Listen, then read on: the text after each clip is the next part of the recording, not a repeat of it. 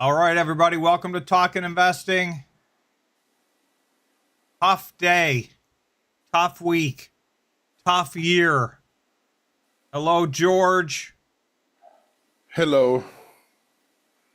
It's going to be a rough stream, Tom. Today was the capper. Today was ugly. We got, as always, there's still a lot of stuff to go through. Bitfarms put out their financial statements. I have a lot of big thoughts on that. A bunch of other stuff is happening. We're going to go through what's going on with tariffs and everything that's affecting the market. The market got destroyed today. The Bitcoin miners got destroyed today. Bitcoin got destroyed today. There was also a giant options expiration today. I think that was a insult to injury. I don't think it was the main reason, since really across the board everything got wrecked. Sentiment, investor sentiment, is at historic, like 50-year historic lows, and it's just baffling to me. So I want to talk about that a little bit. It's investor sentiment is worse today than it was when we shut everything down in March of 2020. We shut the world economy down, and investor sentiment was better then than it is now. So investors are scared. I'll just start out and we'll come back to this later. Well, first, of course, hold on. Let me. Obligatory. Did you see what Pogo wrote? If you guys can hit the like button for the live stream. We got 15 likes. We're going for 100. We really need it today. And so we would appreciate it. If you're watching live, please hit this. If you're watching later, welcome. And you can still hit the like button anyway. This is Pogo's joke. What's worse than a bear market? What? The miner market. The Bitcoin miner market. Yeah, we are in a bear market / almost crypto winter for the Bitcoin miners and the altcoins. They're putting us through the ringer. So Sourmount Games is saying, Paul, are the miners in a bear market? So I'll do a little. Let's start there.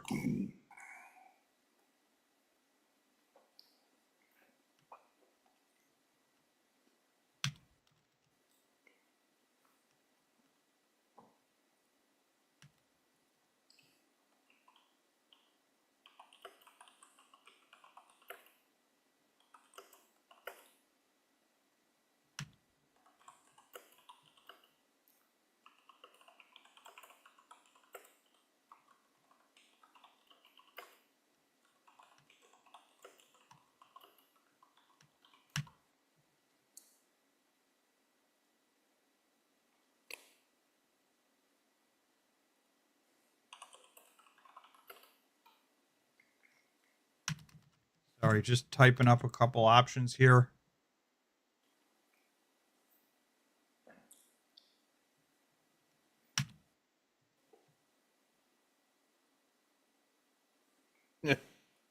All right, so well, let's see what the options aren't really good. How would you describe the Bitcoin miners? Are they in a bear market, but they're going to recover in 2025? Or are we just in a full-blown crypto winter, aka we've missed the bull run? Or are the miners bottoming out and they're about to run? So what's everybody think? What do you think, George? It's kind of shaping up exactly what we thought was going to happen. I mean, we said the next 2 weeks were going to be hell. The end of this first quarter, we knew it.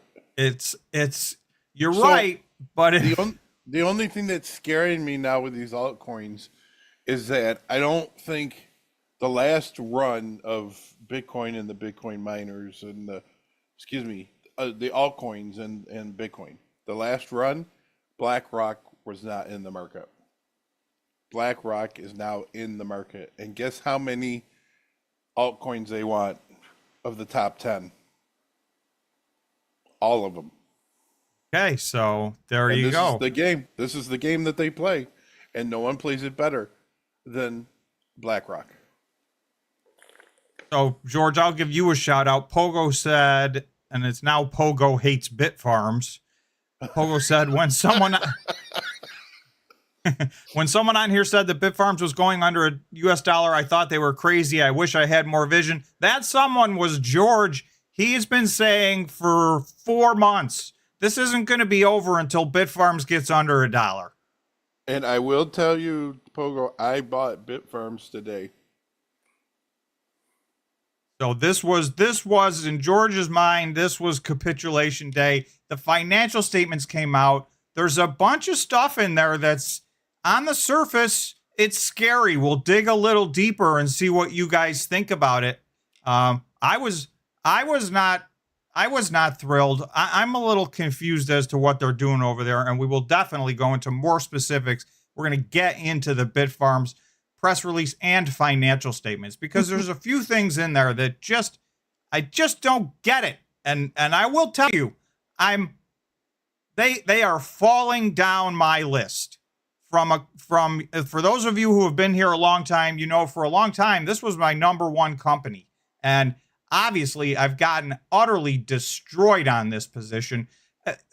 Not for the fact that I bought in so heavily when it was down at 40 cents and 45 cents. I only just recently, I'm now red on my Bitfarms position, wow, which is unbelievable because I was up like 250% at one point, and I am now red on my Bitfarms. So I've gotten that wrong for the last year, and there's just no other way to look at it. Now I'm waiting, but we're going to get into it because, we talked about, we got to reevaluate from time to time. And at the beginning of the year, we talked about reevaluating at 90 days. Well, I'm doing some reevaluating on some of these stocks, and it's starting with Bitfarms. Having said that, I think there's going to be a big run up in the short term, but their longer term plans are a little confusing to me. I'm going to tell you something, Tom. If you believe those long term plans, I don't. I think that's toilet paper. Well, I think, go ahead. I think they have to say that because I think they're trying to do is gain confidence back in their company. I think there's a really good chance you're right about that, and we'll be a little more specific later. I think some of what they're saying is some of the talking points that they think investors want to hear, but I will tell you, I don't know that investors wanted to hear it because Bitfarms was down 11.5% today. It was the loser of all Bitcoin miners on the day. And it is not only under a dollar, it's at 84 cents. I would have bet the farm, if you will, that Bitfarms was never going to see 84 cents again. That is just crazy. And the only thing in my mind is, how much lower can they drive this stock? But there's some reasons. And the answer is it could go a little lower. Miner Deegan is saying, Tom, 250% wasn't a good enough return for your Bitfarms. Miner Deegan, the only reason that I didn't sell is, it was not my plan, and I was sticking to my plan. Bitcoin has done what I thought it was going to do since then. It's the Bitcoin miners that have not done what I expected them to do. So there's been, that correlation is broken in a big way. So yeah, if I could go back in time, I would sell, obviously, at that point. But now I got to ride it out. I'll tell you what, Tom. I don't even know if I can say 3 more months. What really screwed us was the delay of the ISO 222s. That was supposed to kick off in the middle of March. All my decisions were based on that. And now that's pushed off until sometime in July. The other thing is I just read that somebody asked me, I think it was asked me, how do I like my XRP? I love it, but I also just found out 38.5% of the holding of XRP is owned by BlackRock. So my theory is that they're getting into all the altcoins heavy. But you usually know what that means after that happens, right, guys? Well, this is the game, roller coaster ride. It explodes. And we'll, a lot, there's more, every one of the top 10 and then some of the altcoins, there's already applications in for ETFs and not for miscellaneous random companies. I have one here. Let me find, there was every single stream I show at least one of these. Let me find today's.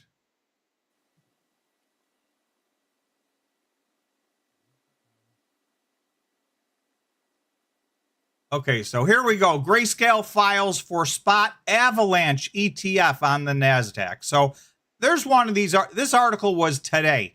This is every day. So don't tell me that cryptocurrency is not real and that Bitcoin's not real and that it's going away or it's going to zero. Now, there was another article that said 99% of tokens are going to zero. Well, the only reason I think they're wrong is because I think it's 99.9% of tokens. But everybody needs to understand there's millions of tokens out there. So, those are all garbage. But these top, whether it's the top 7, 8, 10, 15, 20, I don't know what. So these projects, if they get these spot ETFs, and they're going to get them, I mean, it's a matter of time. I think there's going to be a market for them. And I have a bunch of government stuff that the United States is doing to facilitate this and make this happen. So I am still very much in, we're clearly in over a 3 or 4 month period, a bear market for Bitcoin and the altcoins, but I'm still very bullish. And so, people are, I'm sure, sick of hearing me say that, but we'll do a poll. Let's see what you guys think. So right now, 42% think we're in a bear market, but we're going to recover. 23% think we are in a crypto winter, and 35% think we're about to run. So we're very mixed. All of our polls, people aren't quite sure what's next, and this is very representative of that. Right? I mean, it's what's next. That's in the short term, it is very difficult. There's one wise person told me about the market, Doug, and that's what it is. And this is what it is. The market can stay more solvent than you can stay liquid. Is that it? Is that what it is? The market can stay irrational for longer than you can stay liquid. But I am not getting out. So I am down high six figures in my overall positions after being up last year, high six figures. So it hurts. It hurts a lot. You know what I mean? I had to go to the well and get some more powder.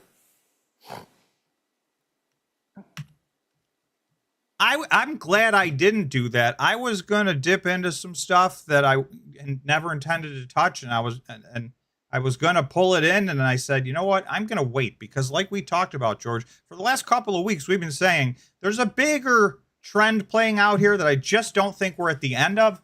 And until we get to the end of that, the pain, just as we felt, the pain just keeps coming, and it was unbearable 3 months ago. So, I don't even know what the word is now. And what's funny is April 2nd I think is probably going to be very close to the bottom. You know why I say that? Because they get to use this whole trading war problem that we're having in the United States. And I think that's how they get to suck everybody's money. They get these trend lines, and now they're going to kind of ease up so that they can run it back up again. I think what you just said is the reason over the last couple of weeks I've done very minimal dollar cost averaging into any of this stuff, because I still think that April 2nd, which is next Wednesday, is going to be a massively volatile day. And here's the thing.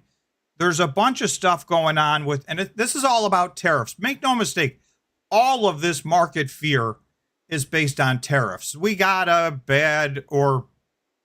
so-called bad inflation report today, although we'll look at it. The inflation report was irrelevant today. The news is tariffs are terrifying people. They don't know what to make of them. The goalpost keeps moving. They're on, they're off. There's new ones. They're doubled. They're off again. And, the latest one is a 25% tariff on automobiles. and automobile parts everywhere in the world. And, that's a potentially more than all the rest of the tariffs combined. And all of this hits next week. And it's not going to get resolved in one day. It's not going to be like this is going to hit April 2nd, and then, everybody's going to kind of come to a compromise, and by April 3rd, we're going to know what's going on. There could be weeks and weeks of just tariff mass confusion. So I'm hesitant to buy this market. I'm hesitant to buy the dip, especially since, so let's just take a look at something real quick here. This was Monday.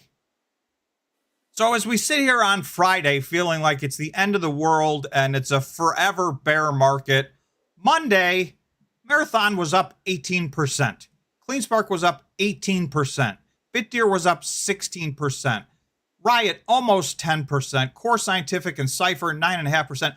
Top to bottom, green across the board. A lot of double digits. A couple of these near 20%. So by the end of the day, Monday, and things look good. Oh, maybe every day isn't the end of the world. And, on the Tuesday live stream, one of the polls we talked about are we now going to spend the rest of the week giving all of this back? Well, guess what? We gave all this back and then some for every single one of these stocks. Gave all of this back and then some, except one held on to the green. So we'll look at that next as well. But this from this Monday, and I saved this day because I personally just look at these on days like today, because you got to remind yourself, like, this volatility is vicious. It's like nothing else really most of us have ever known. I don't know another. I feel like the Bitcoin miners are even more volatile than the altcoins. There's just no place else where you experience this. And when it's moving in the wrong direction, when you're 3 or 4 months, remember in 2024, we had a 7-month kind of sideways bearish consolidation period. Everybody thought this was all over. And then we went to new all-time highs right after that. So, now we're almost 4 months into a sideways bearish movement for Bitcoin. The altcoins, it's not really sideways and bearish. It's nightmare for a lot of these altcoins. So my point is the volatility is real. The question is, do you believe that Bitcoin's going to turn around and rally? And then, if so, are the winners inevitably going to win here? Well, and here's the thing. This sounds weird, or maybe it doesn't, but they're not going to let it go down forever. It has to be at some point in time that they stop so they can take our money again. So they got to let it run. And then most retail runs in and chases it as it runs up, and then they suck that money away. Right? That's exactly right. The volatility is how they make money, and you can't have going down in a straight line is not volatility. So at some point you got to go up, and then you're right. And then all of a sudden, just as scared as everybody is today, when that happens, everyone's going to be chasing it. Yep. So we've lived this. We see these trends, and I still think that's going to happen. But you can see on Monday, Bitfarms was $1.10. It's 84 cents right now. I mean, it's just, you can only scratch your head. And somebody was saying, go ahead. I'm scratching my head. Sammy Sway said the pot stocks in 2017-18 were more volatile. So that is true. There are some, there was a group of those stocks, and, they did the same type of thing that the Bitcoin mining stocks do in a crypto winter. They skyrocketed and then they were all down 90, 95, 99%. So yes, there's been some examples of this through history, but you have to look long and hard, and it's few and far between for this type of volatility. I mean, the exuberance a lot of people had on Monday just evaporated. Every single day the rest of the week was down. Leading up to, let's go take a look at where we ended this week. So from this green day, if you look at the week, Bitcoin, interestingly, finished flat. We finished almost exactly where we were last Friday. So 0% change on Bitcoin week over week. Marathon's the only thing that remained green this week. It was up 18% on Monday. It ended up 1% on the week. Now, let's see the other one that was up 18%. CleanSpark was up 18%. Marathon was up 18%. BitDeer was up 16%. So if we go look,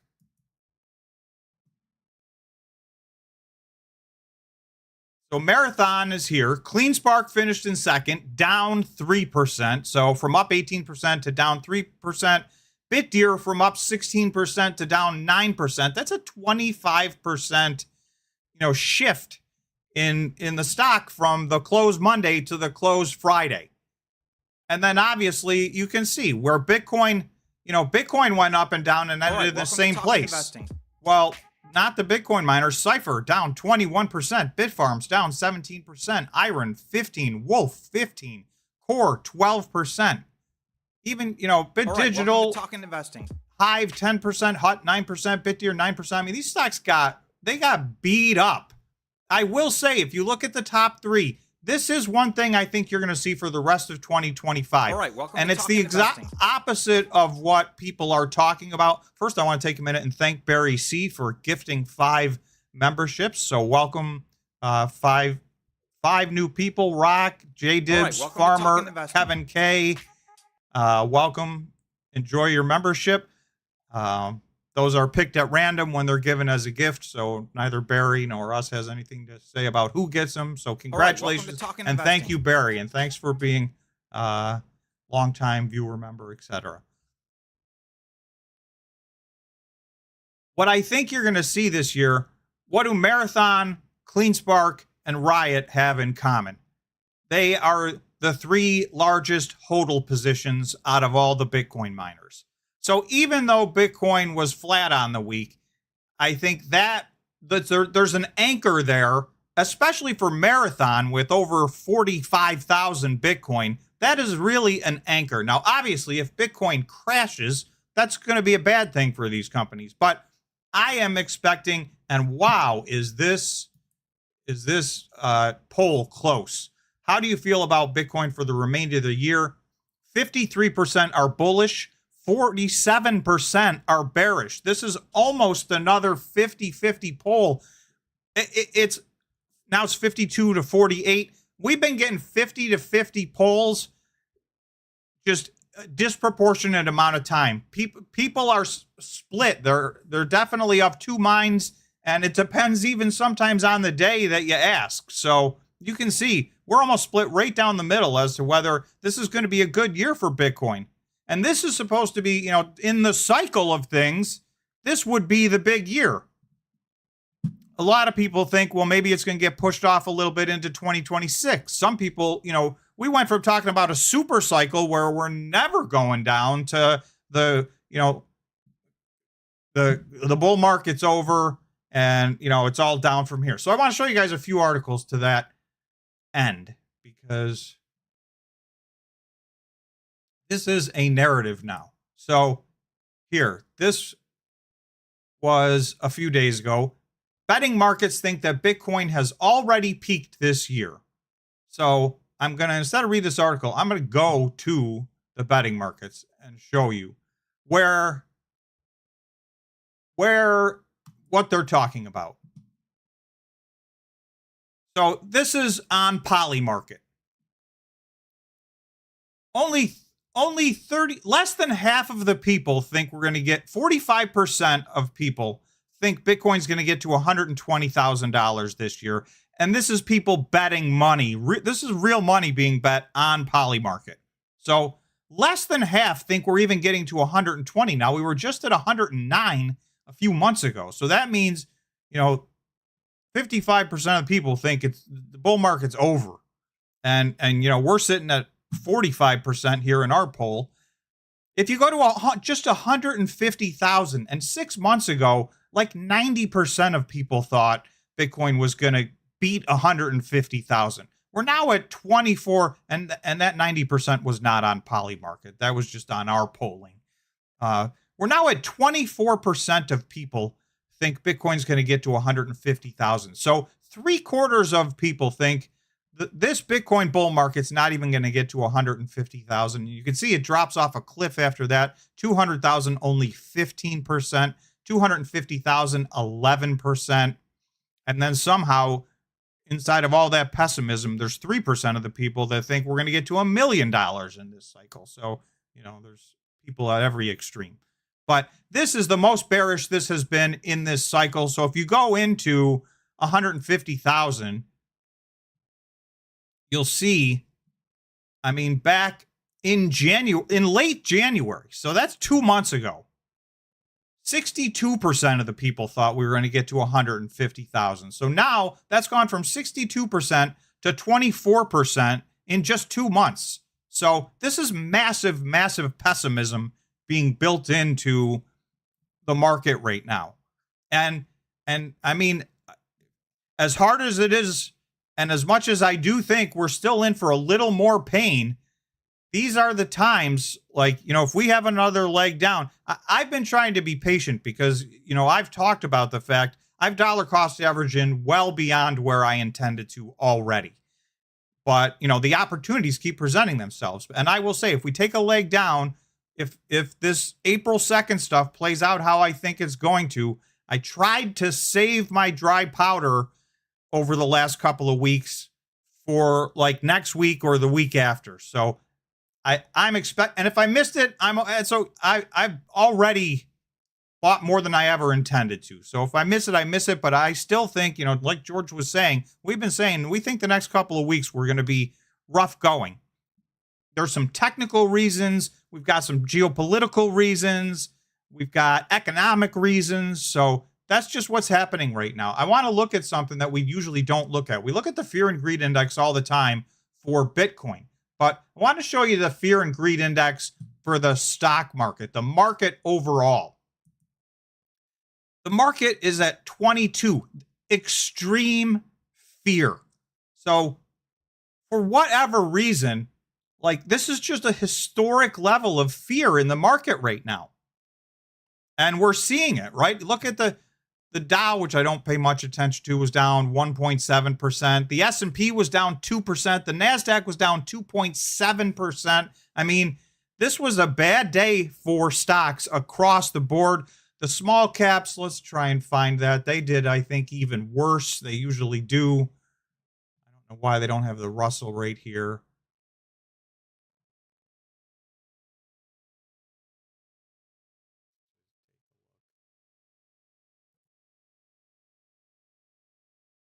So the Russell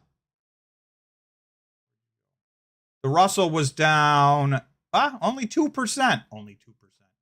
So the Russell was down 2%. So this was a down across the board, except gold, which is raging, $3,114. So anybody in gold, if you've been a gold bug, you're finally right, and not by a little. Gold has gone ballistic. Right? It was only just a little while ago, maybe 15 months ago, gold was crossing 2,000 and people were amazed. And now we're at 3,114, an by far all-time high.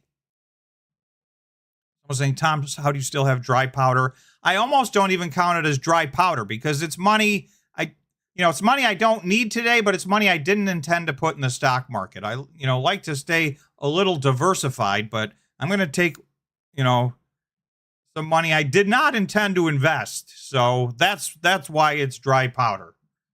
It's really not there to invest, but if we get one more leg down, I'm going to put it in because I still do have longer term a very high level of conviction in Bitcoin and a few of the top Bitcoin miners in particular. I will say, it's the 90 days are almost up, and this reassessment, what I talked about is, I think phase one of my reassessment is I'm gonna instead of having positions across 7 different Bitcoin miners, I do think it's highly likely over the next month I'm gonna narrow that from 7 to 5 or 4, or if things get bad enough, I have a top 3. I don't want to get down to 3, but I may start to drop some of the Bitcoin miners, not take the money out of the sector, but just reallocate it from one miner to the other. Now, I hate to, for instance, if I decide to give up on Bitfarms, I hate to bail on them at their, historic lows and put it into something else. But, a lot of these are at historic lows. Somebody asked me what my basis is in CleanSpark. So CleanSpark is the only remaining Bitcoin mining stock that I am in the green on. My basis is somewhere in the 4s. And just like, so CleanSpark and Bitfarms are the ones that I really bought very heavily in the crypto winter. And CleanSpark has not crashed the way that Bitfarms has crashed. It's way down, don't get me wrong, but I'm still very nicely in the green on that one. And it's the only one I'm in the green on at this point. So if I get into the red on CleanSpark, then I'm gonna seriously have to rethink. And Sour Melon Gaming is saying, Tom, your 90-day notice is up. It's time we start talking strategy here. So you're right, Sour Melon Gaming, and that's going to be my step one. I'm going to look to number one, believe it or not, maybe add to my positions if these things go down. And of course, please remember, this is not financial advice. Everybody is in a very specific, unique situation. So you got to do what's right for you. And you've got to know your stocks, and you've got to have conviction in these stocks, because the volatility is, we say it 10 times every stream, but it's worth repeating. The volatility is intolerable to 99% of investors. They're just going to, 99%, I don't care how, they're just going to buy high and sell low inside of these Bitcoin miners, because it's too hard. It's too long. The volatility is too much. So, but for me, if you have a company that you still see doing what you expect them to do operationally and financially, if the stock is doing the wrong thing, to me, that's a golden opportunity. With Bitfarms, I am starting to wonder, though, are they doing what I want them to do? So that is. So here's the question for you. Where are they making money? Are they at this price? They're cash flow positive. Okay. So Bitfarms all in cash cost, which includes all their overhead, is $60,000. So their direct cost, their electricity cost, is around $40,000. I think it was $40,800. This was all from their financial statements they released yesterday. So, even at Bitcoin 85,000, they're kicking off a lot of gross profit. They had 47% gross profit just from energy costs, not including depreciation. Cash costs all in, they're at 60,000. So still, even with a 30% pullback in Bitcoin, which is, that's about as big as we get in the bull markets, is some of these short-term bear markets that are 20 or 30% pullbacks. Now, in the last bull market, we got a 55% pullback right in the middle of the bull market before we ran to the ultimate, all-time high of that cycle. So are we in that area right now? I don't know. But my point is, even here down 25 or 30%, they're still making money per coin from a cash flow standpoint. So that's not what I'm worried about with them. I have 4 or 5 specific things that I did not like. Are you going to go over those? Yes. No time like the present. Okay, so we'll do that next. And Pogo's saying, so is Bitfarms close to bankruptcy? And then Hive, ? So here's what I'm going to say. This is my answer to that is no. I don't, and I'm going to talk less about Hive. I'm going to focus on Bitfarms. Bitfarms, in my opinion, is nowhere near bankruptcy. There was not. I'm going to go through the auditor's report, which seems boring, and I won't spend a lot of time on it. But there's 2 things in there that were very important. They did not put a going concern qualification in the audit report, which means the auditors, if they think there's a chance they can't make it the next year, they're obligated to qualify their opinion. So what you want from your auditor is an unqualified opinion. That sounds like a bad thing, but that's what you want. That's a straight up, we've looked at the financial statements. They fairly represent this company's financial position. That's what you want them to say. Anything they say past that usually is not a great thing. And one of the main qualifiers is what's called going concern, meaning there is substantial doubt that this company is going to last the next year. So they did not, and it's PricewaterhouseCoopers, so it's not like they got some miscellaneous auditor, doing them a favor. PricewaterhouseCoopers doesn't care about Bitfarms at all, right? They're a much bigger company than Bitfarms is. So that part of it I'm happy with. I don't like, I'm going to go to this because conversely,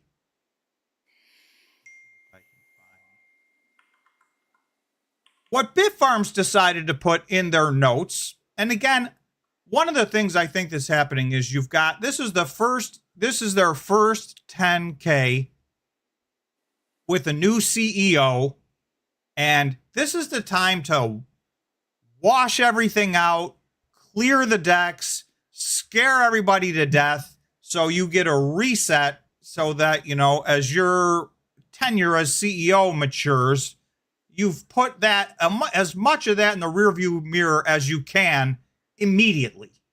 So I get that to a certain extent. But in their footnotes, they say, at current Bitcoin prices, the company's existing cash resources and the proceeds from sale of its Bitcoin treasury and Bitcoin earned may not be sufficient to fund capital investments to fully support its growth objectives. If the proceeds from the sale of Bitcoin are not sufficient, the company would be required to raise additional funds from external sources to meet these requirements. There is no assurance that the company will be able to raise such additional funds on acceptable terms, if at all.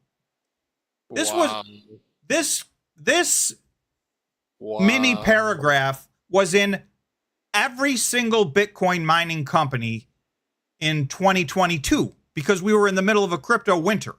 So this is not new, but now for this to be back, I don't like.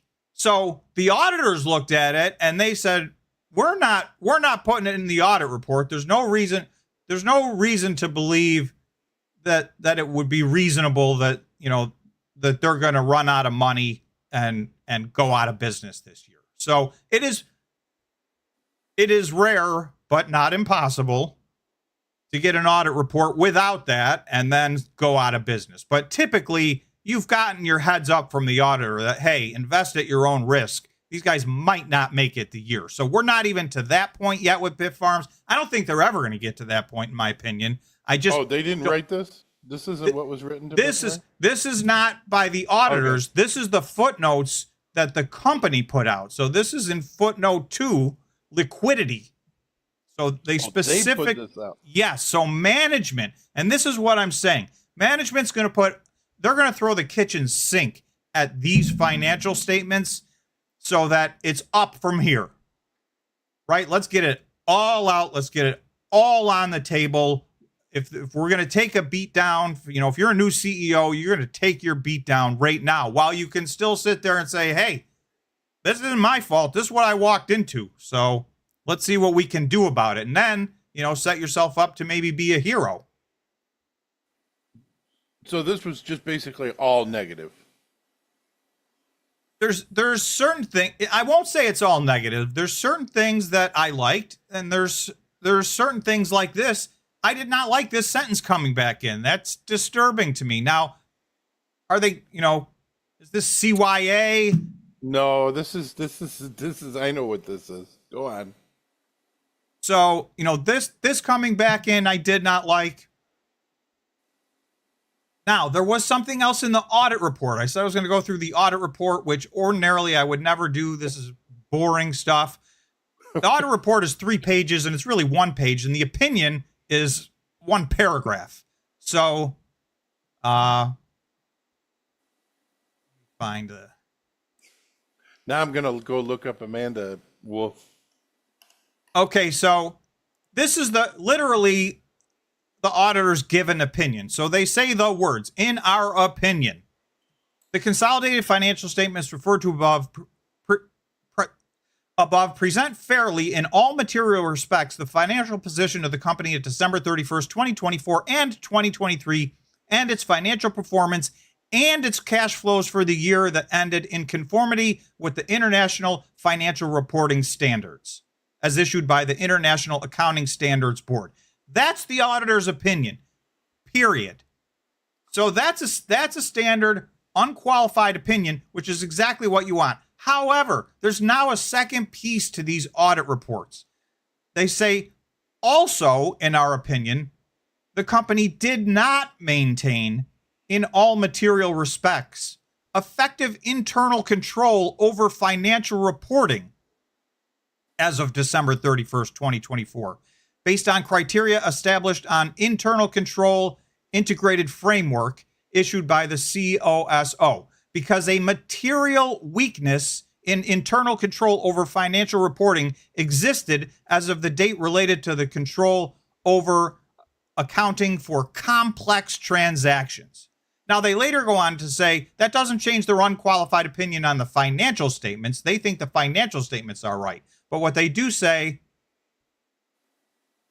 so here they say, our opinion regarding the effectiveness of the company's internal controls over the financial reporting does not affect our opinion on those consolidated financial statements. But what it does is a material weakness is a deficiency, a combination of deficiencies in internal controls over financial reporting such that there is reasonable possibility that a material misstatement of an annual or interim financial statement will not be prevented or detected in a timely manner. So where you really worry when the auditor says this is, they get audited once a year. The 10Qs are generated internally and they are not audited. So when they say that these won't be detected on a timely manner, does that mean, when I'm looking at the Q1 results, I got to wait until the end of Q4 to see if those were right because there's a material internal control problem here? Now they had That's a scary statement. I think that is a very scary statement. I think it's overblown. They had to restate their financial statements in a couple of ways, and that was probably the red flag that made them, PwC, decide they needed to put this in the report. But I don't like that at all. That gives me pause. That's the auditor saying, essentially, and this is my interpretation of that. We don't. You're on your own with the quarterlies. So we don't know if we can detect these in a time. Now, they're saying we did, in light of that, we took extra steps at year end to make sure the year end numbers are right. So they're still saying these year end numbers are good numbers. They are right. But they had to change their audit strategy to compensate for this. So their annual reports, they're saying, are correct. It's just a negative. You don't want, when your stock's struggling to stay over $1, this is not what you want, right? This is before you even get to the balance sheet. You're on the auditor's report saying things like this. So I didn't like that. That was a strike 2. And for me, the bigger than either of those, because quite honestly, they put a footnote in their financial statements. I think that was to CYA because, sure, anything can happen. Maybe we won't. Well, maybe we'll have to raise money. Maybe you'll have to raise money. You've raised money every year you've been in existence. So it's not really a big shocker to say maybe we're going to have to raise some money. On the opposite end of the spectrum is this sentence. So this is in the press release they put out. We have no plans for large miner purchases in 2025 or 2026. Instead, we would be deploying this capital towards developing U.S. energy and high-performance computing infrastructure. We expect that this shift in our strategy, and I'm going to end there because those are the words that make me nervous. This shift in our strategy, this is when I look at a stock and go, now I got to reassess how I feel about this company. This is a fundamental shift in their strategy. They got to keep up.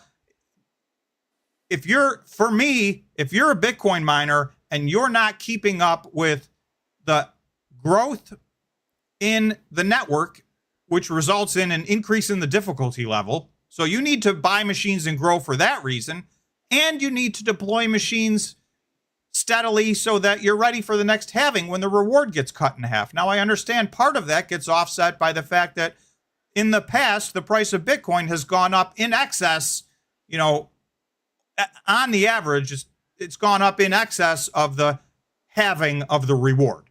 But you need to stay caught up. And so for them to put out, this is from 6 months ago, them saying we're going to be at 21 exahash by the end of 2024 and 35 exahash at the end of 2025. They're now talking about maybe being at 18 or 20 exahash, maybe all the way until the end of 2026. So I personally, this is me reading into this. I think that this statement is a part of a series of things that they put out to damper investors' fear of all this stock dilution. So it goes right to the last thing we were talking about. We may need to raise capital. They're trying to let people know. So they say, we will be able to raise capital more cost effectively and to secure steadier earning streams and a greater operating margin. So they're looking to diversify their earning streams into this high performance computing. They're not alone, right? More than half of the Bitcoin miners are doing this. But I'm this, just saying one thing, $2.30 was probably the right price for this company.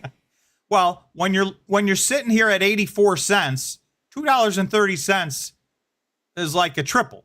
So not quite, but Do you think that they will make the offer again? I wouldn't if I was Riot, because that's the final thing that is going on here. Bitfarms has a poison pill. So I don't know if I highlighted that in their footnotes, but essentially, Poison pill? it's just a investor term. I know. I want to hear it though. What is the poison pill for Bitfarms? Riot owns 20% of Bitfarms. Oh, if they dump it, it's all over with? Nope. I wish they would dump it. I don't care. I'll take the short-term hit. If Riot or any other company and related organizations Get over take 20%. a position over 20%. So now they also did come to an agreement earlier in the year that, hey, if we dilute our stock and issue more stock, we will let you buy and keep your 20%. So that was a part of the compromise they came to put this on the back burner. But what sits there is a potential catastrophic result of all the rest of the shareholders essentially getting free shares of stock. And, they're already at almost 500 million shares of stock in this company. So you're saying that someone's going to get scrod? It's right. This is basically to it's put an them empty in threat now? It's putting Riot in check to not go over that 20%. So I actually think they should go over that 20% because they can't do that. They can't do that and be listed, by the way. I think that if I was freaking Jason, I'd go over 20% right now. Because what is it to buy?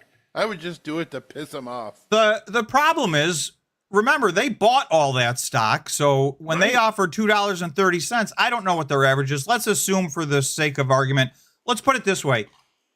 When Bitfarms used their ATM in 2024, they got like $2.21 a share on the average. Even in 2025, let me see if Jason's watching too, by the way. If he's not, he's going to watch it at 2x speed later. So under subsequent events, footnote 16 in the financial statements that came out yesterday, during the period from January 1st, 2025 to March 26th. So that's effectively the first quarter, right? That's next Monday is the end of the first quarter. So During the first quarter, the company issued 14 million shares of common shares through its ATM program. Now, that's only 3% of the shares that were outstanding at year end. So that's the least amount of stock dilution this company's done in a quarter in years. So, but my point is, in exchange for the gross proceeds of $24.4 million at an average share price of $1.69. So even in 2025, the shares they sold at double the price that their shares are today. They're not going to sell shares at 85 cents. So worries of them doing stock dilution right now? No. What I'm saying, though, is if they buy 0.1%, whatever that is, how many shares of that is, right? That would force them to have to issue additional shares, correct? But the problem is the way it works is the shareholders would have the option to buy at a basically discounted next to free price. Every shareholder except for Riot. So that would turn Riot's 20% into 10% immediately if they went to 20.1%. So, but here's the thing. They can't do that.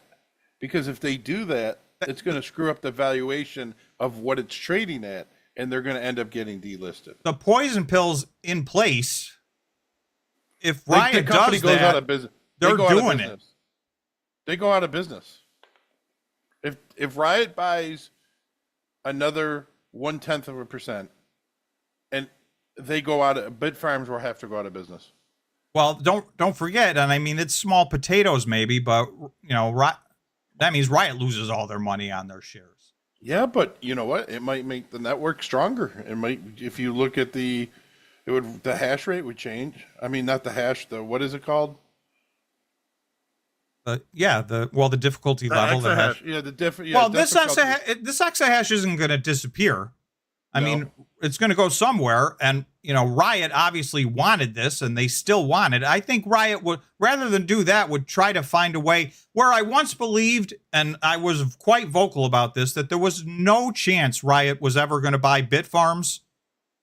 I now think that is on the table because Bitfarms has gone in the wrong direction. And now when they come out and say, we're not buying, we have no plans, no purchase orders, no plans to buy machines in 2025 and 2026. Now, that doesn't mean they can't change their mind 2 quarters from now or 3 quarters from now. If Bitcoin's on a run, the stock has turned around, etc., right? Those aren't locked in stone. But for the time being, they've essentially changed their plans from 35 exahash in 2025 to, maybe half of that by 2026. That's a dramatic change in plans. So someone's asking me, am I going to sell my Bitfarms shares? So I haven't decided that today. I don't like to make a knee-jerk reaction. This was a massive amount of information, and I want to digest it all and see. But one of the things they're counting on, and I'm starting to worry, if you go down the list, not just Bitfarms, if you go down and look, you've got Iron has put serious money into trying to get into the high-performance computing. Core Scientific, that's most of their business. Cypher's put serious money into this. BitDeer's put serious money into this. TeraWulf is speculatively trading. They've allocated 2/3 of all of their electric resources to high-performance computing. Bitfarms is, Hut has, Hive has, Bit Digital basically isn't even a Bitcoin miner anymore. They've gone to high performance.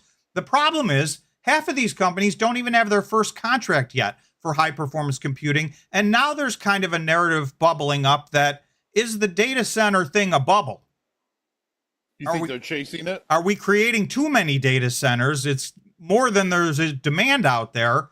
Well, here's what I think. Bitfarms has now put themselves in the same position that TeraWulf's in. If they don't come out with an announcement in 2025 that says, hey, we got a big high-performance computing contract, their stock, that's going to be a bad thing for their stock. So there's several companies that have put themselves in that position. Iron, I don't think, is in that position. Iron, while they plan on high-performance computing being a big part of their overall puzzle, they also have plans to be at 50 exahash 2 months from now. So that means they're, one of the top 3 or 4 biggest Bitcoin miners. So they're not relying on diversified revenue stream. They want it. They think they'll get rich that way and that those contracts are coming, but they're not relying upon it because they're, on their way to 50 exahash. Whereas Bitfarms, go ahead. Do you feel that now Bitfarms has completely changed their directive and that they're going to go after this AI like everybody else? They hired. Go ahead. Yes, they hired 2 different consulting firms to go out there and drum up, essentially sales forces to go out and drum up AI business. And in this, I'll go back to it, this is their press release. That's crazy. Where they're saying, while we remain confident in the significant upside potential of Bitcoin mining operations and continue to maximize the value of our assets, our revenue diversification strategy for both in the US and with high performance AI is gearing towards driving greater shareholder value. We aim to secure long-term predictable cash flows from a well-capitalized high performance computing AI customer, while diversifying our revenue streams, reducing our dependency on Bitcoin. So they're all in now at this point on making high performance computing a part of their financial equation. They're basically relying on it at this point. So what's your gut feeling on it?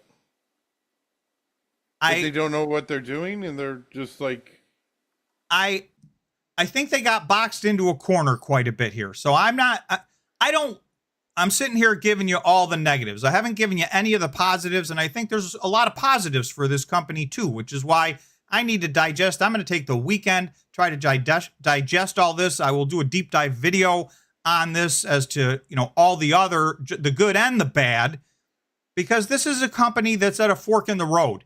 And I think that it was, I guess you can blame them. They allowed themselves to end up at this fork in the road, but they don't want to be here, but here they are.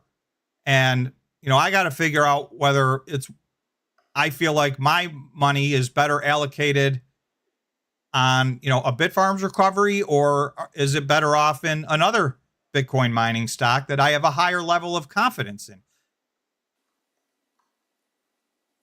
So that's, it's now a question, whereas it was never a question. And at one point, this was my number 1 high conviction play.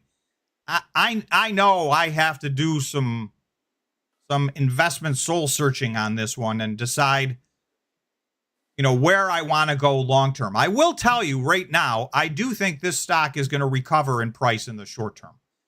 I think as things run up, we are at unnaturally low numbers across the board. And, we're with the volatility that we get. If I'm going to sell, I'm not selling it at 84 cents. So do you think it will get back up? I'll wait for a bounce back over $1 if that's the way I decide to go. So I'm not there yet, but I'm very much, that is very much one of the pieces. As the first 90 days of the year has gone by and things have gone the opposite of how I would have liked them to go. So it's a fluid situation. Is that what you're saying, Tom? It's a fluid situation. Absolutely. So what you say today might change Monday. That is right. Okay, let's do a new poll because Sour Melon Gaming just suggested one. So how do we feel about Bitcoin? Okay, so this got a little bit more of a spread. This was almost 50-50, but now 62% are bullish on Bitcoin. We got 157 votes on this, so that was really good. Thank you, everybody, for voting.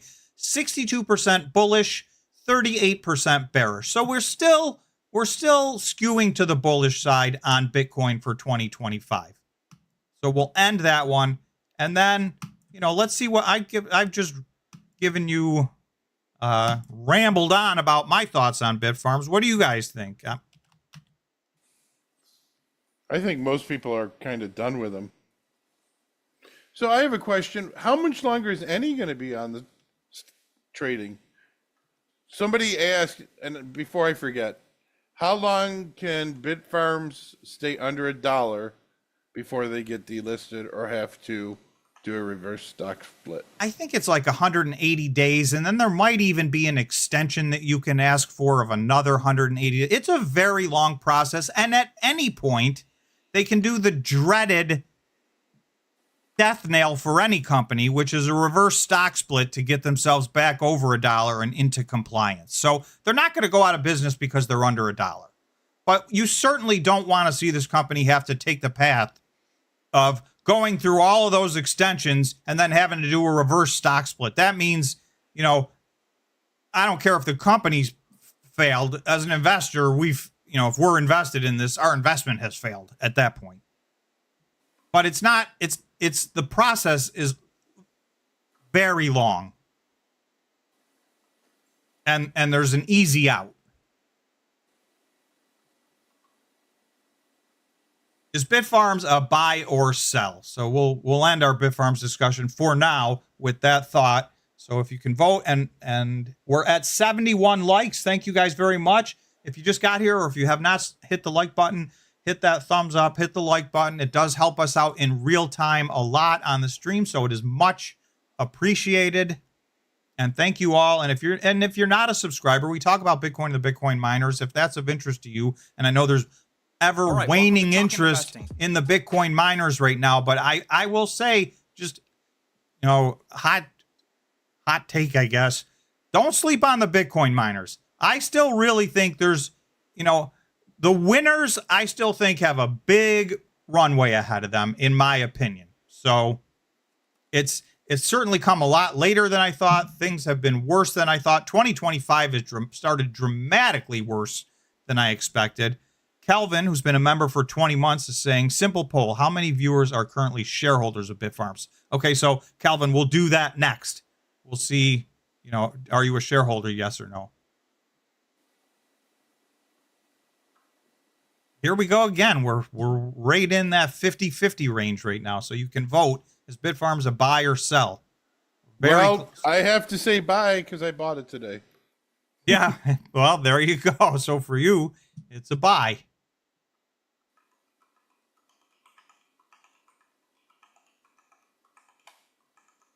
So if we go back here, do they have any marketing person like Hut has Sue?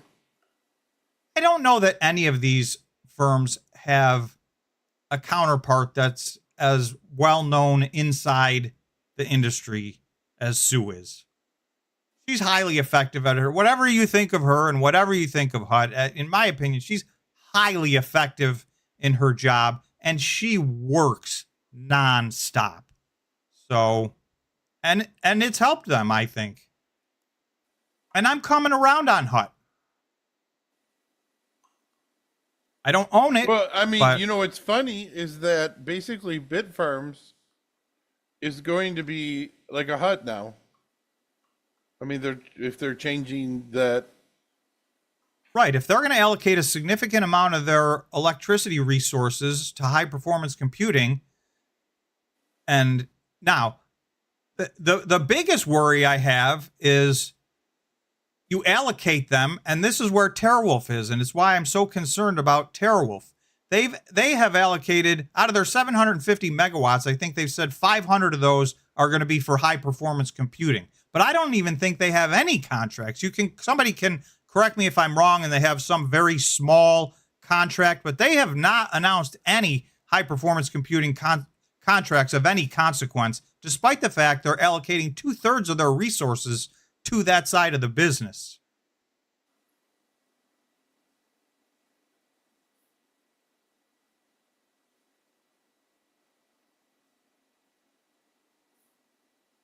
See people talking about I would buy Cleanspark at below $5, and Cosmic Contrarian saying it would have to drop to $3.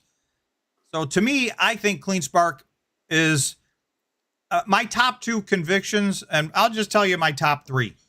And I've kind of basically indirectly already told you. Marathon, Riot, and Cleanspark, to me, I have the highest level of conviction that they are going to act in concert with Bitcoin if Bitcoin runs up. So I think the correlation will exist in the year 2025, unlike 2024, where it was the companies talking up AI. That was all the rage in 2024. I think it's going to be the companies that hodl and are effective and efficient Bitcoin miners and that continue to grow at a steady pace and keep up with or do better than the growth in the network, ideally. I think those are the companies that have the best chance of having the best 2025. So to me, I already know if I ever get to the point where I've got to narrow it all the way down to 3 positions, it would be CleanSpark, Marathon, and Riot in that order. That's my top 3. Throw your top 3 in the chat. And look, Larry just put my top 3 are Marathon, CleanSpark, and Riot. So I agree with you, Larry. That's my top 3. It's just so sad that Bitfarms has decided to change.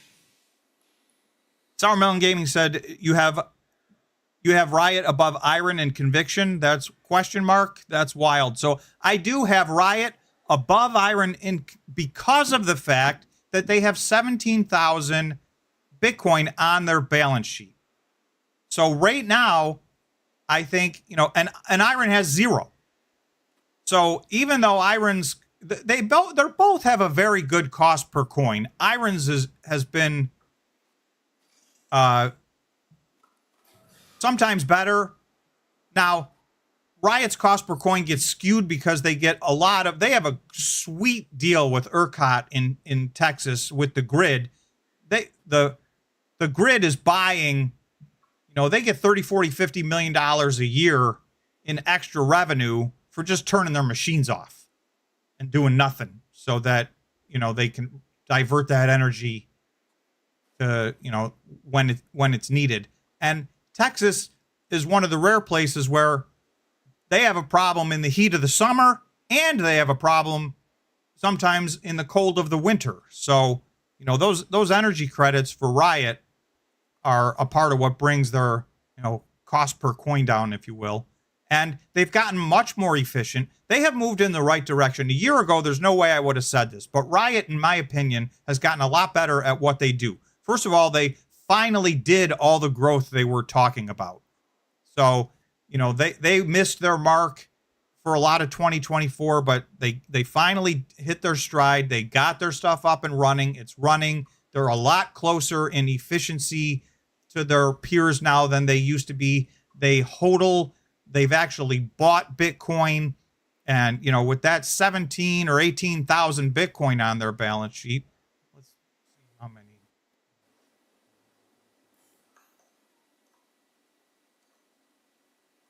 So Riot has 18,692 Bitcoin on their balance sheet as of February 28th. And you can see there's 4 companies here hodling and maybe 5 more trying.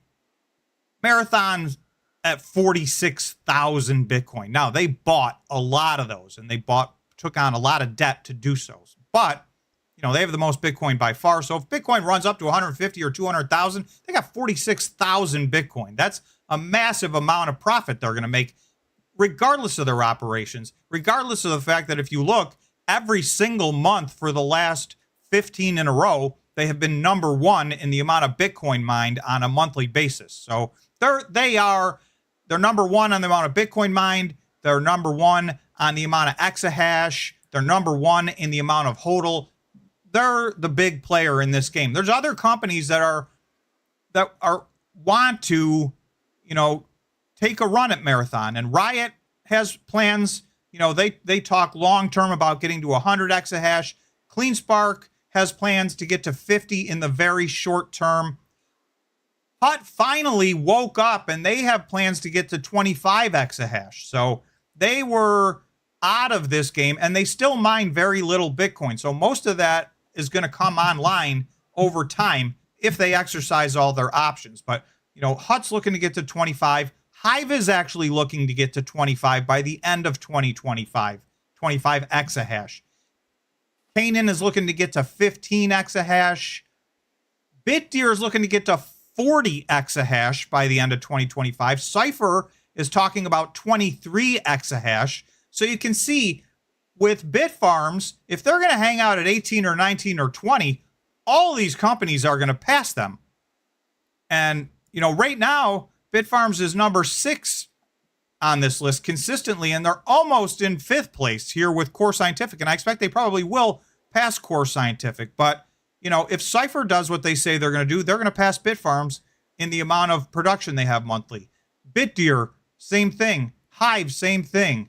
Hut, same thing. Now, there's a big difference between saying you're going to do it and doing it. And how much money do these companies have to raise, i.e. stock dilution? You know, if things go well, some of these companies are going to be able to get very good debt. There was a 2-month window of time where Bitcoin miners were getting convertible debt at a couple of them at 0%. 0%, 0.25%, even one that got it at 3%, you know, 6 or 7 year money between 0 and 3%. That's how to grow. So ideally, in my mind, the days of stock dilution, 2023 and 2024 was hyper stock dilution for these companies. But you can see a big shift. CleanSpark doesn't even have an at the market offering open. A lot of these companies are trying to send strong signals that, hey, this massive amount of dilution that we did, we got where we're going, and we got enough to get to the rest of the way, and we're not going to do that anymore.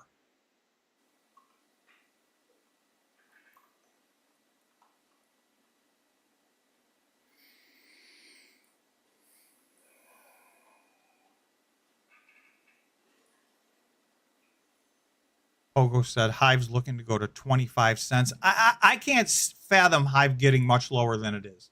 Hive is now at $1.50, so I'm going to go to that chart. Hive is my smallest position. I did open a position in Hive after it had pulled back drastically, and guess what? The only thing it's done since then is pull back drastically again. Even worse. So and you can see this is just down. This is November of 2024.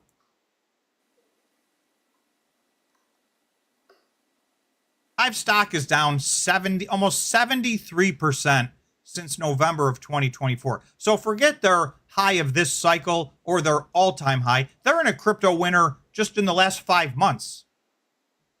Right? And I started buying in, you know, around here thinking, man, look, they ran way up here and pulled all the way back to this really nice line of support. Well, guess what? I was wrong. You know, boom, I'm way down on my Hive position. It is my smallest position. But to your point, they're at $1.50. The very bottom of the crypto winter, they were at $1.36. Right? This was December 2022. So November, December, Bitcoin double bottomed. There was the FTX situation, and then all of the Bitcoin miners bottomed out in the last week. It wasn't all on the same day, but it was all in the last week of December of 2022. Hive is no different. They got down to $1.36. Well, for all intents and purposes, they are at the lows of the crypto. So they're trading right now the same spot they were trading at when Bitcoin was at $15,500.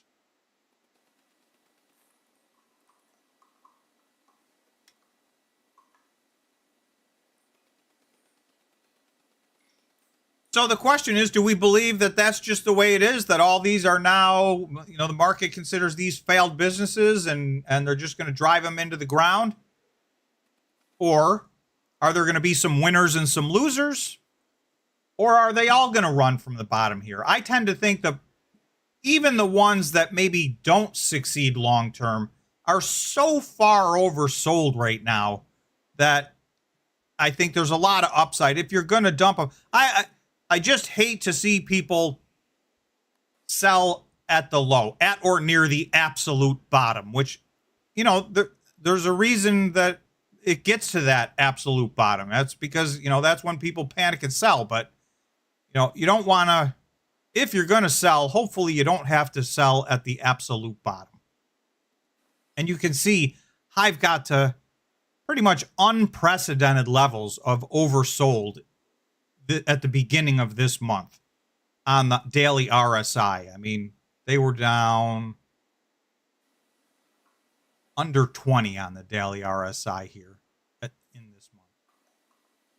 So I think we're bottoming out. I've been saying we're in a bottoming out process, but bottoming out can be very painful. I'm going to go to the other chart that I'm going to show you that I think we're not done with. And I've shown this 50 times, but I'm going to show it again.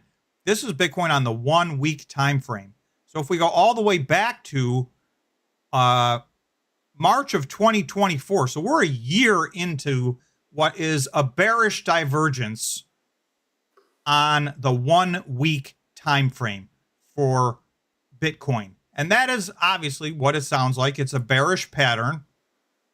And that means we hit a higher high in Bitcoin.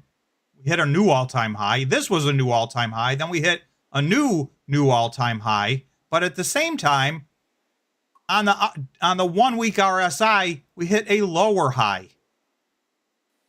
So this is a very long-term pattern, and it does not play out over days or weeks. It plays out over months. We're now 8 weeks into this pattern. So if you look at the MACD, we had a bearish crossover 8 weeks ago. So that's 2 months. So I do expect at some point this will bottom out and start to move up, and we're going to start to get our run. But, that's why we talked about a couple more weeks of pain. You can see these can last a long time. Like the last one was all of this. Now, we didn't have to wait until the bullish crossover to get some positive price action. We had 1, 2, 3, 4, 5, 6 weeks earlier than that was really the bottom. So, at some point things start to turn around, level off, and the Bitcoin will start to run long before it has a bullish crossover on the 1 week MACD. But this is a big pattern, and it's taking a while to play itself out. In the meantime, this pattern has played itself out. This is the opposite. This is a bullish divergence on the 1 day time frame. And I apologize for those of you who don't care about technicals, but I do like to spend a little time on these because in a lot of ways, this is what moves the market. Now, we got things like tariffs looming over our head on April 2nd. This pattern's not going to matter on that day, right? Geopolitical events, all those other kind of things, sometimes they take the center stage. But in the meantime, we had a bullish divergence and on the 1 day time frame. So that's going to play out over a much smaller period of time. We had a really nice run up here. But now you can see if you draw this line, we're kind of breaking below the line right now. So there's still a chance that we could bounce off of this and go back up and get a little more out of this bullish divergence, but it's more likely to me that we now have to reset ourselves to oversold on the 1 day time frame and that the next move is down, which leads to, what we talked about, that next week's going to be a rough week potentially. That's what I'm expecting. And I will tell you that doesn't, as you guys well know, that doesn't mean it's what's going to happen, because how many times, do you expect something and the exact opposite happens, right? Maybe with, if I go back to this, I interrupt myself, we're at 87 likes. Do us a favor, smash the like button. Let's get us to 100. We get to 100 every time. So it is much appreciated. So maybe this tariff stuff is already built into the market, right? We're in extreme fear. This is not the crypto fear and greed index. This is the market's fear and greed index. It's in extreme fear. The market. When's the last time this has happened, Tom? It does happen from time to time. So it's not like this is some historic event, but, extreme fear is dramatic. And you can see 1 week ago, the market was in extreme fear at 25. 1 month ago, the market was in extreme fear at 20. And that's what it's been. A year ago, we were in greed at 68. We're about 4 or 5 weeks, and it's really coinciding a lot with this tariff stuff. That's the biggest thing, but usually it's the Fed. But right now, the uncertainty surrounding international trade is making the market insane. And until there's some clarity, I think the markets are going to be bouncing around. But I think there's a good reason to believe that Bitcoin and the Bitcoin miners are in a bottoming out process that doesn't take one day, and nobody can point to the exact day that is the bottom. So, you know, do what you will with that information. Is Bitfarms a buy or sell? 48% say buy, 52% say sell. So very, very split on that, but we have a winner in sell, but almost a 50-50. So people are not a lot of confidence in Bitfarms. Pogo said, hey, Tom, anything to add about MicroStrategy, as well as their several different other bonds? They have STRK, STRF that they just issued. So let's talk about that for a minute. And let George, you got any other thoughts that are on your mind before we switch? No. I'm like a blank, just thinking about dinner. Me too. I'm hungry. Can't afford steak anymore. Both because the price of steak has tripled and because your portfolio's down? Yep. I hear you. Hot dogs for me.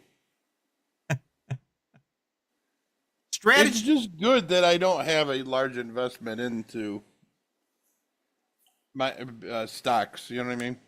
Yeah, you shifted gears quite some time ago, at the right time, I will say, out of the Bitcoin mining stocks into the actual cryptocurrencies. And really, your gigantic win, you're 3 years into calling XRP. Yep, I am 3 years into that. And we'll talk about that a little bit. Who knew that would be the best of the decisions? That's what's crazy. Yeah, I mean, it's possible you're still at a 5x on that thing or more. Yeah, probably more, yeah. So that was that. And there was a classic dollar cost averaging waiting a lot longer than maybe everybody thought. But let's somewhere I want to look here while we're on the topic.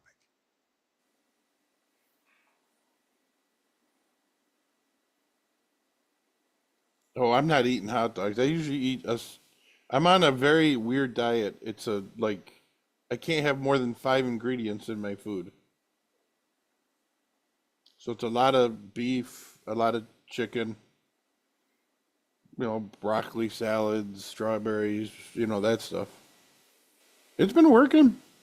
I'm happy with this diet. Feel good? That's what's Feel important. good. So here's your pal at Ripple, Brad. Ripple to get $75 million of court-ordered fine back from the SEC. Drops cross appeal. So late August, New York judge ordered Ripple to pay the regulator $125 million fine for violating security laws through institutional sales of XRP. They're going to get a $75 million refund on that. And the SEC has dropped the case. So this is over. So there's two, I'll go through this real quick just to let you know, there's two schools of thought out here, and they couldn't be more opposite. I got this article from just a few days ago. XRP's bull run may be finished. $3 is the level for bulls to beat.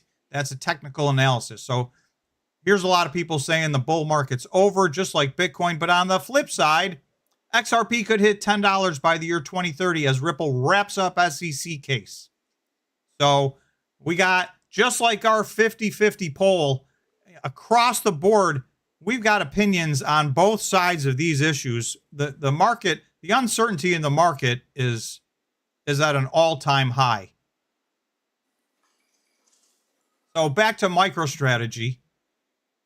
They went and bought 6,911 Bitcoin for $584 million, bringing their stack to 506,000 Bitcoin. So, here's my concern about these guys. This last preferred stock that they issued comes along with a 10% dividend. So I think that ended up at $711 million. They were going to do 500 million, as is the case every time they raise money. They get more than they set out to raise. But at 10%, I mean, that's like $70 million a year of cash out the door in, preferred stocks in the way of a dividend. It won't be interest, but it's still cash out the door. I mean, how much cash can they put out the door? They buy Bitcoin.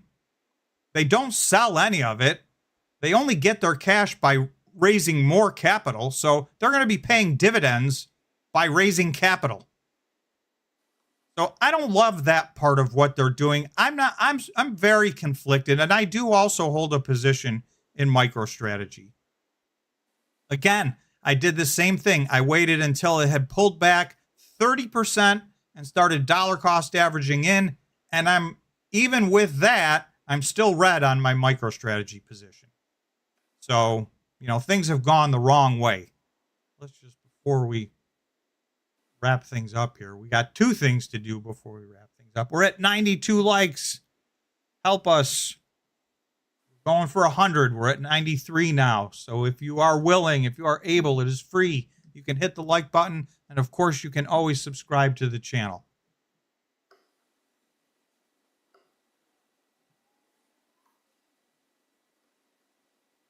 So I'm a little conflicted on this. I'm down on my MicroStrategy. So if we look at their chart,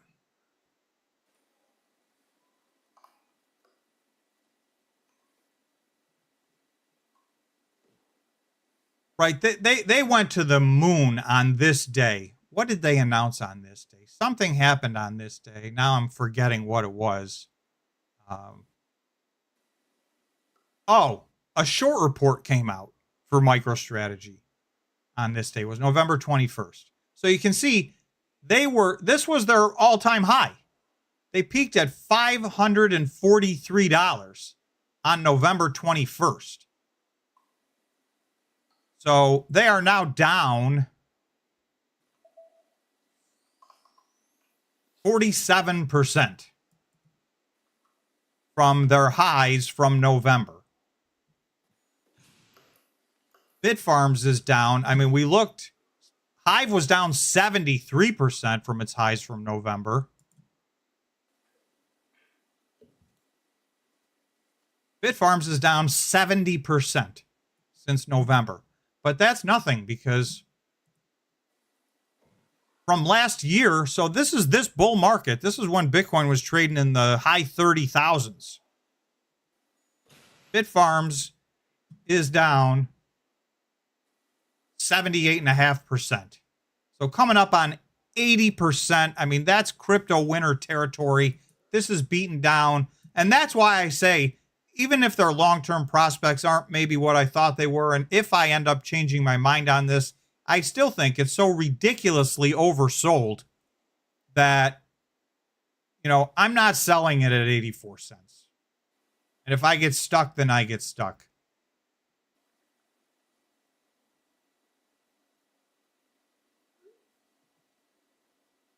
Let's just look at year-to-date numbers because I don't think we did. It's only money, right, Tom? It's only money. I don't think, from the rant I went on, you would think that I think Bitfarms is in the middle of failing. There was a bunch of stuff I didn't like. I kind of expected that there was going to be a bunch of stuff I didn't like because I do expect, a new CEO. Now is the time to get everything on the table. Welcome to Talkin Investing. But, Yeah, I don't even think he's still running the company.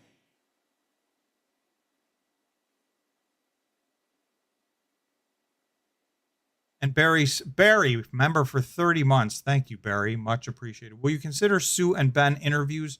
I know you have misgivings, but they would be interesting. So I would consider Sue and Ben interviews. That's kind of funny. Sue and Ben over? Sorry. That's why he picked those two. I got a lot of questions for Ben, but he probably can't answer most of them. And that's my biggest frustration. but it might be good to talk. I know it's been a while. So thank you, Barry. Yes, I would consider that. I want to go to what's year to date.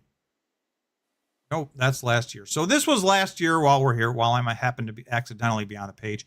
In 2024, you can see there was winners and losers. Right? We had some of these stocks. Bitcoin was up 122%. Great year for Bitcoin. Back-to-back years up over 100% in 2023 and 2024. You had a couple of Bitcoin miners do better than that. And you had MicroStrategy do significantly better than that. They're not on this chart. BitDeer obviously did very well. But half of these companies were in the red. And Bitfarms was down almost 50%. That's catastrophic in a year that Bitcoin's up 122%. So what have they followed that up with? Bitfarms is down another 44% from the 50% they were down last year. And across the board, CleanSpark is the best performing Bitcoin miner in 2025, and it's down 22%. BitDeer's down 58%. TeraWulf's down 52%. I mean, we're not even through 3 months of this year. This is very ugly in a year that I felt was going to be good for Bitcoin miners. So wrong again so far. Now, Bitcoin's down 10%, so anything from 10 to 25%, like these I think are behaving normally. CleanSpark, Marathon, Riot, again, those are my top 3 conviction, and they're the top 3 performers on the year, although their performance is awful. And even BitDigital, down 28%, is performing normally. I also think BitDigital, we have dropped them from our monthly, BitDigital and TeraWulf no longer are doing monthly operational reports. So they're no longer providing us the information, so we can't compare them anymore. We can compare their stock, obviously, that we see. But, when we go to our monthlies, when we talk about what every company did, they're not telling us anymore. So that, to me, is also a big signal. That for BitDigital especially, they're hardly mining any Bitcoin anyway. I think they're just going to get out of the Bitcoin mining. They rebranded themselves with a new corporate identity. Their name is still BitDigital, but their high performance computing has its own name. They've partnered up with other companies. They are getting contracts. So I think BitDigital, deserves to come off the list. And it's probably not really this time next year, not even going to be a Bitcoin miner. It's already insignificant. They mine like 20 or 25 Bitcoin a month. And you can see HUT is only at 46 Bitcoin a month, but they have over 10,000 Bitcoin on their balance sheet, and they have huge purchase orders and purchase order options that could get them to 25 exahash, by the end of this year. So we'll see. HUT could jump from 11th. They could pass a bunch of these companies. It's going to be all about what these companies decide to do, how they execute, and how much dilution they have to do in order to do so. So those are the big factors coming up with these companies and how I'll kind of be looking at them and judging them for the rest of the year. Look at Bitcoin, we're $83,800. So this was a rough week. Yesterday, we were at $87,000. So today was not a good day. Did you talk about CoreWeave? I did not. I did. Hold on. Let me see, because I think I have. Okay, so today they IPO'd. And I can't even believe, with all the bouncing around they did, look at where they closed. They IPO'd at $40. They closed at $40.00. That's amazing. That's on 34 million shares traded. And this ranged from $37.50 to $41.89. So I don't know. I think, that was their target. They hit it, the mark exactly. Obviously, we talk about CoreWeave because Core Scientific, basically all of their high performance computing business comes from CoreWeave. So if you will hold stock in Core Scientific, CoreWeave is integral into what you're doing. but I think this was just fine. I don't think there's any big story here, but they did IPO. They are publicly traded. And, you know, their stuff is sitting in Core Scientific's data centers. So, and of course it's all the, you know, it's all the NVIDIA chips and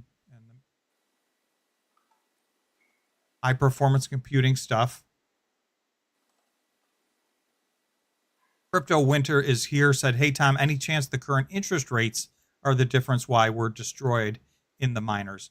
So that's a great point. There's a lot of differences between this cycle and previous cycles. We've never had a cycle where in the year after the halving, we've never actually had interest rates this high since Bitcoin came into existence. This is so, and especially at this part of the cycle, and the Fed's been very stubborn. Go take a look. Let me refresh this. So they just had a meeting. They did not lower rates. They left them the same. The market is pricing in basically an 84% chance that in May, so they're not going to have a meeting in April. On May 7th, the market's saying, no, the Fed's probably still not going to do a rate cut. By June, we now have the market pricing in a rate cut.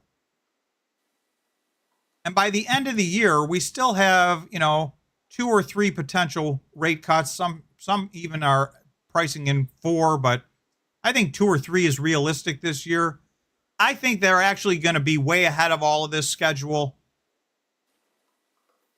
So, you know, yeah, they've held out. This is a lot longer than they talked about. This is a lot longer than people thought about. Long-term rates, mortgage rates are all coming down. So that's a good thing. But, you know, the Fed's target rate here, they're just being very stubborn. They're going to go half the year and, you know, before they start giving us rate cuts again.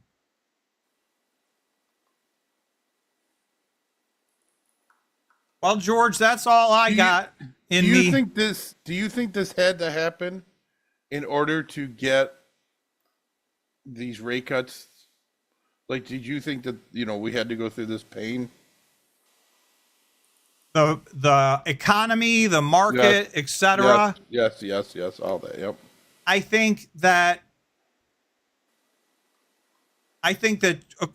from Jerome Powell's standpoint, for as long as he has breathing room, he wasn't going to lower interest rates. So he's been, you know, higher for longer. That's been his mantra. So yeah, he kind of needs to get backed into a corner. There's a lot of pressure on him to lower rates, and they're going to lower rates. It's later than everybody wants already. And if he waits too long, you know, this data could turn in a bad way, and, you know, you're going to be fighting the other battle. Now, the Fed always believes it's easier to fight the employment battle than it is the inflation battle, and the inflation represents a more existential crisis than unemployment. That's the Fed's 2 mandates. But I think it's long past time. We're going to get our rate cuts. We've got to return to what is the new normal interest rates. Historically speaking, these interest rates aren't high. Only over the last 40 years, we've gotten used to a different thing here. So, did you not read Calvin's? Did you? I didn't see it. Did you not read Calvin's? Let me see. Let me go back. I hope not, Calvin. I don't see it. I'm going back. Looking. There it is. Simple poll. How many viewers are current? And we said, and I did, Calvin. I'm sorry. I said we were going to do the one and then do the next one right after it. So let's finish up with that poll. But how you doing, Calvin? And thank you very much for being a member.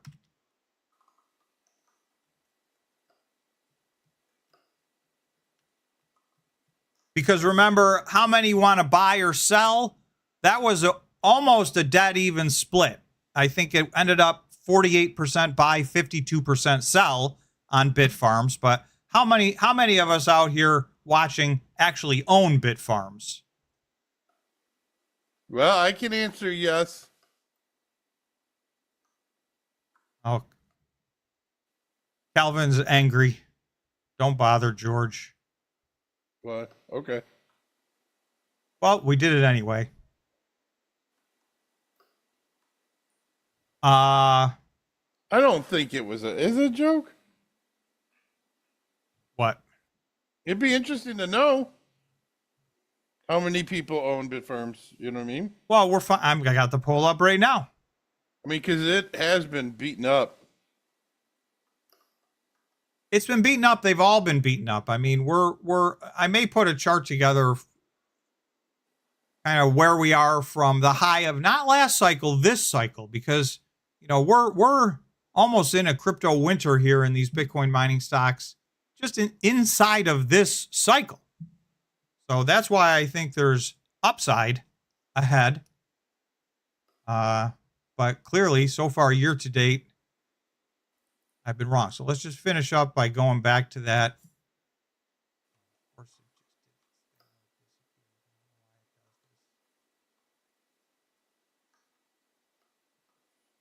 All right. Any other thoughts? Any other questions? How many people own it? Let's see. We got 64% saying no, 36% saying yes.